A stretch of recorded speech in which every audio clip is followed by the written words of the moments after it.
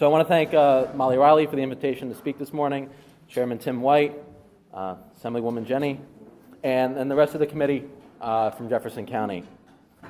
In some of the bluer parts of the country, many folks are Democrats as a matter of convenience. But we know that in the North Country, there's nothing convenient about being a Democrat. We instead are Democrats as a matter of principle. And to my mind, that principle is justice. Justice can come in many forms: social, economic, racial, and environmental, but it is that principle of fairness, equity, and equality that unites us all as Democrats. We stand in the midst of the ramifications of 30 years of policies designed to take hard-earned money from our sisters and brothers and redistribute it to those who already have more than enough. In 1980, the top 1% of income earners took home 10% of all income. Today, they take home some 22% nationwide, and it's even higher here in the state of New York. This is all while we live in a nation with the highest rate of childhood poverty in the industrialized world.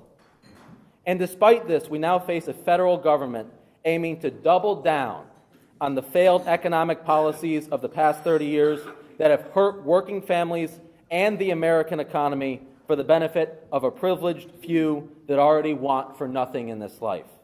Justice demands that we stand and fight for that fundamental American bargain, that if you apply well the talents and time that God has blessed you with, you can make a good life for you and your family in this country. It demands that we stand up and fight for the solemn promises of Social Security and Medicare. It demands that we fight for a health care system that says if you are an American citizen, you have health care. And understand that's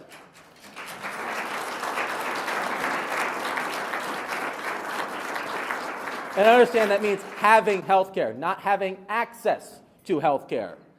Access is not as large of a problem. We can go to the doctor, we can go to the hospital, we get good treatment. The problem is a week later when that letter arrives asking for a sum of total of money that we might not have in the bank account. Access is not good enough. Health care is what we need.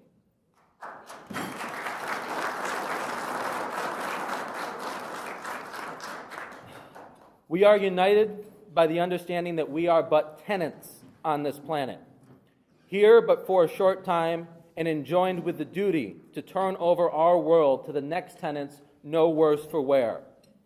Without bold and drastic actions, we face losing our security deposit and depriving future generations of the pristine and habitable world that our ancestors entrusted to us. Justice demands that we heed the words of our scientists and take immediate action to end our addiction to fossil fuels and begin building a sustainable future built on renewable energy and creating millions of jobs at the same time.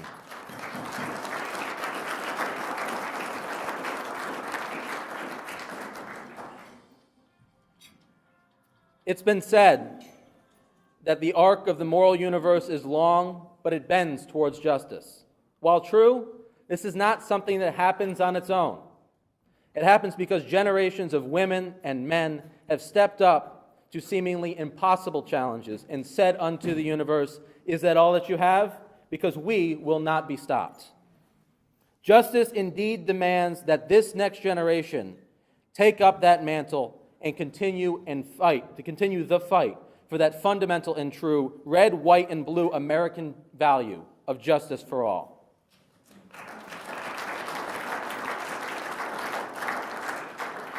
And so I'll leave with a quote. Everyone is said to have their peculiar ambition. Whether it be true or not, I can say for one that I have no other so great as that of being truly esteemed by my fellow men and women, by rendering myself worthy of their esteem. How far I shall succeed in gratifying this ambition is yet to be developed. I am young and unknown to many of you. I was born and have ever remained in the most humble walks of life. I have no wealthy or popular relations to recommend me. My case is thrown exclusively upon the independent voters of this county, and if elected, they will have conferred a favor upon me for which I shall be unremitting in my labors to compensate.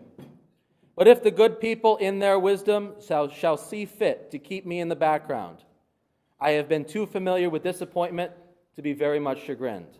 Signed, your friend and fellow citizen, Abraham Lincoln. New Salem, Illinois, March 9th, 1832. He was 23 years old at the time, announcing his first candidacy for the state legislature.